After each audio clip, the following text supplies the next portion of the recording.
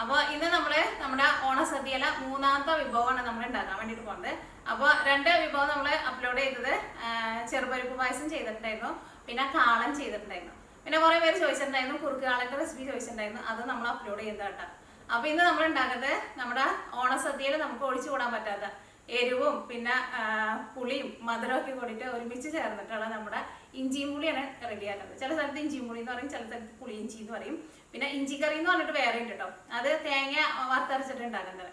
ഇത് ഇഞ്ചിയും പുളി തൃശ്ശൂർ സൈഡിലേക്ക് സദ്യകൾക്ക് മസ്റ്റായിട്ട് ഉണ്ടാവണ ഒരു അച്ചാറൊക്കെ പോലെ ഇരിക്കും. നിങ്ങൾക്ക് അറിയാമെങ്കിൽ ഞാൻ കൂടുതലൊന്നും പറയുന്നില്ല. അപ്പോൾ ഇതിനകത്ത് ഞാൻ എല്ലാത്തിൻ്റെയും അളവ് നല്ല കറക്റ്റായിട്ടാണ് പറയുന്നത്. എല്ലാവരും ആ കറക്റ്റ് അളവിൽ എടുത്തിട്ട് റെഡി ആക്കിയിട്ടുണ്ടെന്ന് വെച്ചിട്ടുണ്ടെങ്കിൽ നിങ്ങൾക്ക് നല്ല ടേസ്റ്റുള്ള ഇഞ്ചിയും കൂടി റെഡി ആക്കിയിട്ട് എടുക്കാം. അപ്പോൾ ഓണത്തിന് നിങ്ങൾ എല്ലാവരും ട്രൈ ചെയ്ത് നോക്കാം. പിന്നെ ഇഷ്ടമാണെന്ന് വെച്ചിട്ടുണ്ടെങ്കിൽ നിങ്ങളുടെ ഫ്രണ്ട്സിനൊക്കെ ഷെയർ ചെയ്യാൻ വേണ്ടിയിട്ട് മറക്കരുത് കേട്ടോ. അപ്പോൾ നമുക്ക് സമയങ്ങൾ തന്നെ നമ്മുടെ ഇഞ്ചിയും കൂടി നമുക്ക് റെഡി ആക്കിയിട്ട് എടുക്കാം.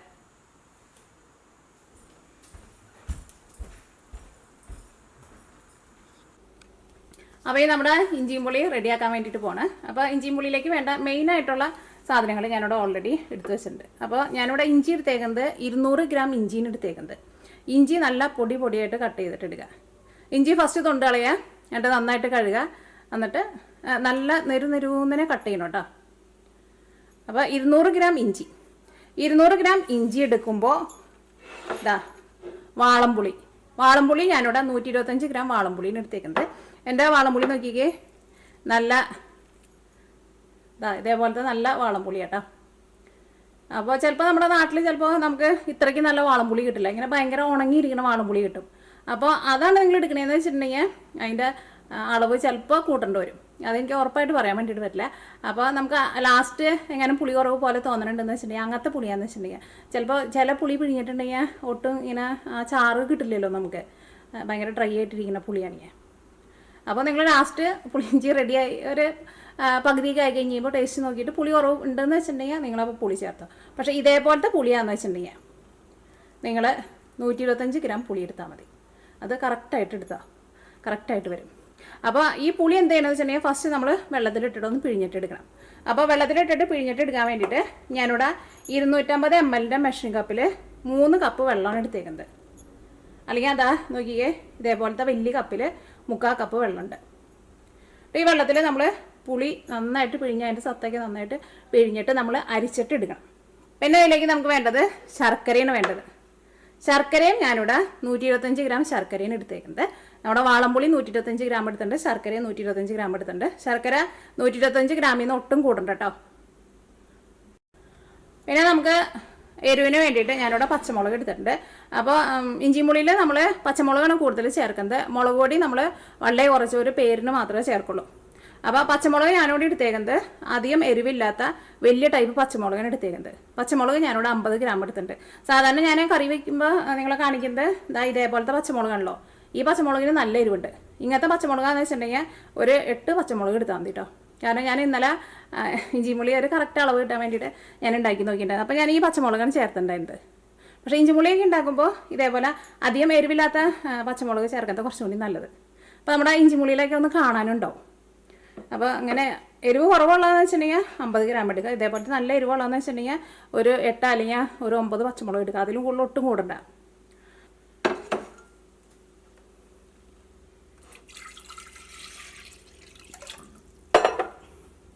നല്ല തണുത്ത വെള്ളമൊക്കെയാണെന്ന് വെച്ചിട്ടുണ്ടെങ്കിൽ വെള്ളം വേണമെന്ന് വെച്ചിട്ടുണ്ടെങ്കിൽ ഒന്ന് ചൂടാക്കിയിട്ട് പിഴിഞ്ഞെടുത്ത്. ഇത് ഈ പുളി പിന്നെ ഭയങ്കര സോഫ്റ്റായിട്ടിരിക്കുന്ന പുളിയാണ്. ചില സമയത്ത് ഞങ്ങളിവിടെ പുളി വാങ്ങുമ്പോൾ ഭയങ്കര ഹാർഡായിട്ടിരിക്കുക. അപ്പോൾ നമ്മൾ നല്ല ചൂടുവെള്ളത്തിലിട്ടിട്ട് വേണം പിഴിഞ്ഞെടുക്കാൻ വേണ്ടിയിട്ട്. പിന്നെ പുളി പിഴിഞ്ഞെടുക്കാൻ വേണ്ടിയിട്ട് എളുപ്പത്തിന് നിങ്ങൾക്ക് വേണമെന്ന് വെച്ചിട്ടുണ്ടെങ്കിൽ പുളി ഫസ്റ്റ് നമ്മൾ ഇങ്ങനെ പിഴിഞ്ഞല്ലോ, ഇങ്ങനെ പിഴിഞ്ഞ് കഴിഞ്ഞിട്ട് കുരു ഉണ്ടെന്ന് വെച്ചിട്ടുണ്ടെങ്കിൽ മാറ്റണം കേട്ടോ. അപ്പോൾ ഇതിനകത്ത് കുരു ഇല്ലാത്ത പുളിയായിരുന്നു, പക്ഷേ ഇതിനകത്ത് ഒരു കുരു എനിക്ക് കിട്ടിയിട്ടുണ്ട്. അപ്പോൾ കുരു ഉണ്ടെന്ന് വെച്ചിട്ടുണ്ടെങ്കിൽ മാറ്റാം. എന്നിട്ട് ഇതുണ്ടല്ലോ, ഈ നമ്മൾ പിഴിഞ്ഞ് കഴിഞ്ഞിട്ട് ഈ ബാക്കി വരണുണ്ടല്ലോ, ഇതിനകത്ത് കുറച്ചും കൂടി നീരുണ്ട്. അപ്പോൾ ഇത് മിക്സിയുടെ ജാറിലിട്ടിട്ട് ഇതിൽ നിന്ന് കുറച്ചും കൂടി വെള്ളം ഒഴിച്ചിട്ട് ജസ്റ്റ് ഒന്ന് കറക്കിയിട്ടെടുക്കാം. അപ്പോൾ നമുക്ക് പെട്ടെന്നാണ്ട് പിഴിഞ്ഞെടുക്കാം. ഞാൻ നോക്കിയേ മിക്സിയിലിട്ടിട്ട് ഒന്ന് കറക്കിയെടുത്തിട്ടുണ്ട്. കുരു ഉണ്ടെങ്കിൽ നിങ്ങൾ ചെയ്യരുത് കേട്ടോ, പ്രത്യേകം ശ്രദ്ധിക്കുക, കുരു മാറ്റണം. അപ്പോൾ നമുക്ക് പിഴിഞ്ഞെടുക്കാൻ വേണ്ടിയിട്ട് നല്ല എളുപ്പമാണ്.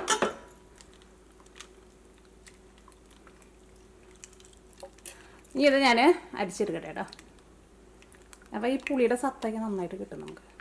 നല്ല കുറിയ പോലെ കിട്ടുകയും ചെയ്യും. നമ്മൾ കൈ കൊണ്ട് പിഴിഞ്ഞിട്ടുണ്ടെന്ന് വെച്ചിട്ടുണ്ടെങ്കിൽ നമുക്ക് ഇത്രയ്ക്കാണ്ട് കുറിയ പോലെ കിട്ടില്ല.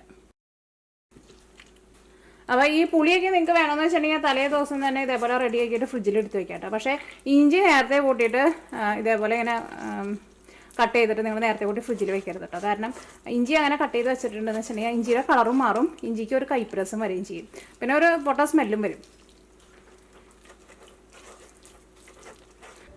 അപ്പോൾ നമ്മുടെ പുളിവെള്ളം റെഡി ആയിട്ടുണ്ട്. അപ്പോൾ ഇനി ഇതാണ്ട് നീക്കി വയ്ക്കാം. ഇനി നമ്മൾ ഇഞ്ചിമുളി റെഡിയാക്കാൻ വേണ്ടിയിട്ട് പോകാം കേട്ടോ. അപ്പോൾ ശർക്കര ഞാൻ അലിയിച്ചിട്ട് എടുക്കണില്ല. കല്ലുണ്ടെന്ന് വെച്ചിട്ടുണ്ടെങ്കിൽ നിങ്ങൾ അരിച്ചിട്ട് വേണം കേട്ടോ ചേർക്കാൻ വേണ്ടിയിട്ട്. അപ്പോൾ ഈ ഇഞ്ചിമുളി റെഡിയാക്കാൻ വേണ്ടിയിട്ട് ഫസ്റ്റ് നമുക്ക് ഇഞ്ചി വറുത്തിട്ട് എടുക്കാം. ഇഞ്ചി വറുത്തെടുത്ത് കഴിഞ്ഞിട്ട് ബാക്കിയുള്ളത് നമുക്ക് റെഡിയാക്കാം. അപ്പോൾ ഇതേപോലെ ഞാനിത് ഉരുളിയാണ് എടുത്തേക്കുന്നത്. കുറച്ച് പരന്ന പാത്രമാണെന്ന് വെച്ചിട്ടുണ്ടെങ്കിൽ പെട്ടെന്ന് നമുക്ക് വറുത്തെടുക്കാൻ വേണ്ടിയിട്ട് പറ്റും കേട്ടോ. അപ്പോൾ വെളിച്ചെണ്ണ നന്നായിട്ട് ചൂടായിട്ടുണ്ട്. ഇതിലേക്ക് നമ്മൾ ഇഞ്ചി ചേർക്കാണ്.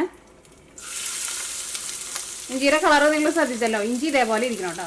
അപ്പോൾ നല്ല ടേസ്റ്റ് ഉണ്ടാവുക. ഇഞ്ചി നേരത്തെ കൂട്ടിയിട്ട് കട്ട് ചെയ്ത് വെച്ചിട്ടുണ്ടെങ്കിൽ ഇഞ്ചിയുടെ ടേസ്റ്റിന് ഒരു വ്യത്യാസം വരും. ഇനി നമ്മുടെ ഇഞ്ചി നമുക്കൊന്ന് മൊരിയിച്ചിട്ട് എടുക്കണം. ആയിരിക്കും നമ്മുടെ ഇഞ്ചി പുളിക്ക് നല്ല ടേസ്റ്റ് ഉണ്ടാവുക. ചിലർ ഇഞ്ചി ഇങ്ങനെ ഒട്ടും ഇങ്ങനെ മൊരിയിക്കാണ്ട് ഇഞ്ചി പുളി ഉണ്ടാകും, പക്ഷേ അതിന് ഒരു ടേസ്റ്റും ഉണ്ടാവില്ല കേട്ടോ. ഇഞ്ചി ഒന്ന് മൊരിയണം, എന്നാലേ ഇഞ്ചി പുളിയുടെ ശരിക്കുള്ള ടേസ്റ്റ് വരുള്ളൂ. ഇത് ഫസ്റ്റ് നമ്മൾ ഇളക്കുമ്പോൾ ഇത് ഇവിടെ പാൻ്റെ അടിയിൽ പിടിക്കുന്നുണ്ട്.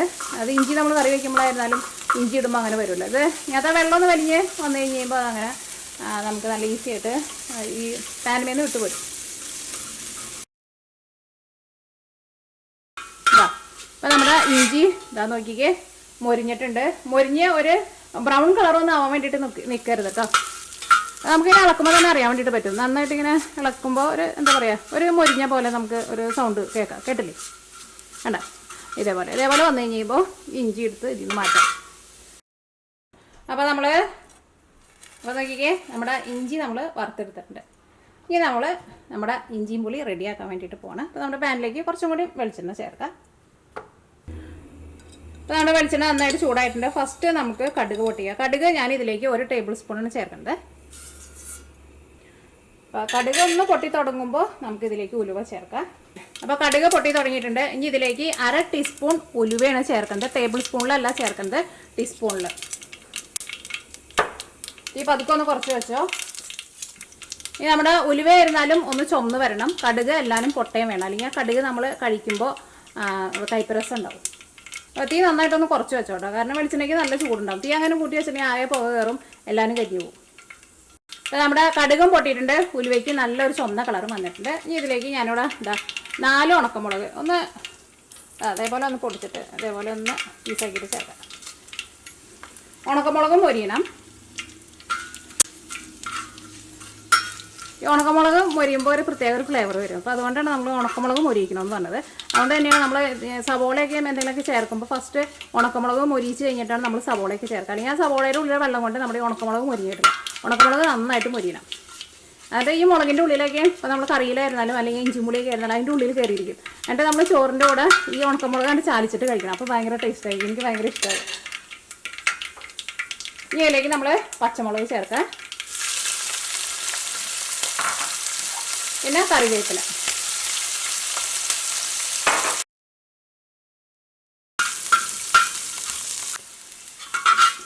നമ്മുടെ കറിവേപ്പില ആയിരുന്നാലും പച്ചമുളകൊക്കെ ആയിരുന്നാലും ചെറുതായിട്ടൊന്ന് മൊരിഞ്ഞ് വന്നിട്ടുണ്ട്. ഇനി ഇതിലേക്ക് നമുക്ക് മഞ്ഞൾപ്പൊടിയും ചേർക്കാം, മുളക് പൊടിയും ചേർക്കാം. അപ്പോൾ ഫസ്റ്റ് ഞാൻ മഞ്ഞൾപ്പൊടിയാണ് ചേർക്കുന്നത്. ടീസ്പൂണിലാട്ടോ ചേർക്കുന്നത്. എല്ലാവരും ഞാൻ ടീസ്പൂണിലാണ് ചേർക്കുന്നത്. മഞ്ഞൾപ്പൊടി ഞാനിവിടെ 3/4 ടീസ്പൂണാണ് ചേർക്കുന്നത്. 1/2 ടീസ്പൂണാണ് ചേർത്തത്. ഒരു 1/4 ടീസ്പൂൺ കൂടിയും ചേർക്കാം. അപ്പോൾ നമ്മൾ മഞ്ഞൾപ്പൊടി നന്നായിട്ട് മൊരിഞ്ഞിട്ടുണ്ട്. ഇനി ഇതിലേക്ക് മുളക് പൊടി ചേർക്കാം. മുളക് പൊടി ഞാനിതിലേക്ക് 1/2 ടീസ്പൂൺ ചേർത്ത്, ഒരു പൊടിക്കും കൂടി ചേർക്കാം, ഒരു 3/4 ടീസ്പൂൺ.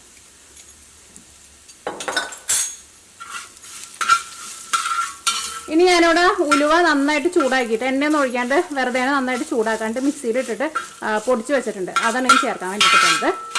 അത് നമ്മൾ കുറച്ചൊക്കെ ആയിട്ട് ഉലുവ പൊടിച്ചിട്ടുണ്ടെന്ന് വെച്ചാൽ ശരിക്കും പൊടിഞ്ഞിട്ടില്ല. അപ്പോൾ കുറച്ച് കൂടുതൽ തന്നെ പൊടിച്ച് വെക്കേണ്ടി വരും. പിന്നെ നമുക്ക് വേറെ എന്തെങ്കിലും കറിയൊക്കെ ഉണ്ടാക്കുമ്പോൾ എടുക്കാം. അപ്പോൾ ഉലുവയും ഞാനിവിടെ 1/2 ടീസ്പൂണാണ് ചേർക്കുന്നത്. ഒട്ടും കൂടുതൽ ചേർക്കണ്ട കേട്ടോ, കാരണം കയ്പ്പ് വരും. ഇത് നന്നായിട്ട് കുറച്ച് വയ്ക്കാം. ഞാൻ ലോ ഫ്ലെയിമിലാണ് വെച്ചേക്കുന്നത്, കാരണം അത്യാവശ്യം ഒരു ചൂട് ഉണ്ടായാൽ മതി ഇതിന്.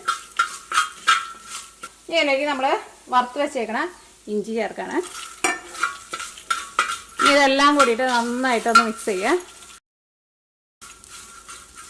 ഇനി ഇതിലേക്ക് അടുത്ത് നമ്മൾ ചേർക്കാൻ വേണ്ടിയിട്ട് പോകുന്നത് നമ്മുടെ പുളിയുടെ വെള്ളം നമ്മളോട് പിഴിഞ്ഞ് വെച്ചിട്ടില്ലേ, 3 കപ്പ്, 250 ml 3 കപ്പ്, അല്ലെങ്കിൽ നമ്മൾ ചായ കുടിക്കുന്ന ഗ്ലാസ്സിൽ 3 ഗ്ലാസ് ശർക്കരയും ഞാൻ ഇതിൻ്റെ ഒപ്പം തന്നെ ചേർക്കുന്നുണ്ട്. നിങ്ങൾ അരിച്ചെടുത്തേക്കുന്ന ശർക്കരയാണെങ്കിലും ഇതിൻ്റെ ഒപ്പം തന്നെ ചേർക്കും.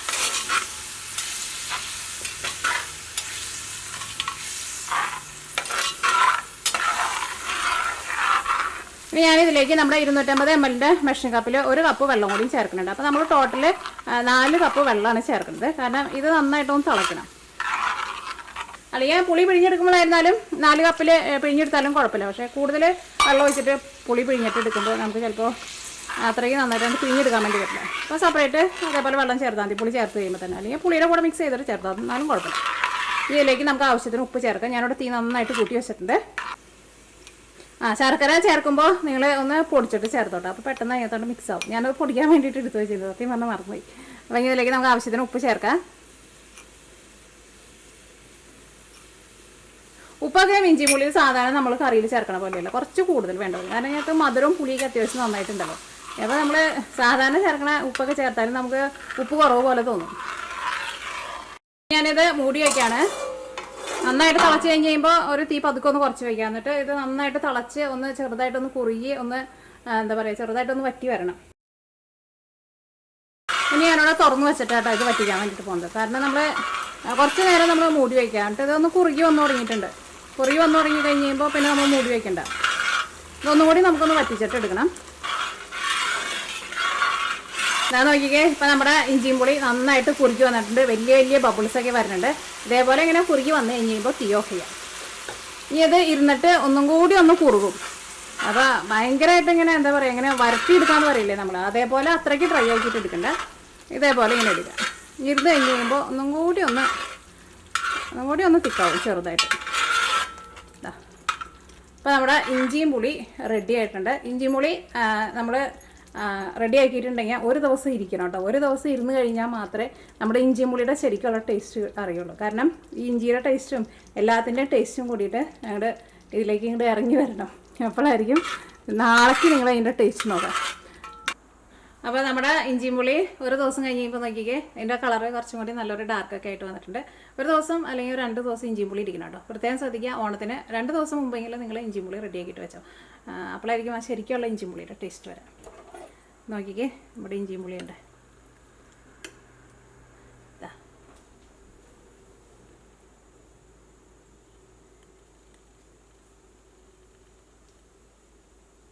അപ്പോൾ ഓണത്തിന് നിങ്ങളെല്ലാവരും ട്രൈ ചെയ്ത് നോക്കാൻ വേണ്ടിയിട്ട് മറക്കരുത് കേട്ടോ. അപ്പോൾ നമുക്ക് നാളെ വേറൊരു പുതിയ റെസിപ്പി ആയിട്ട് വരാം.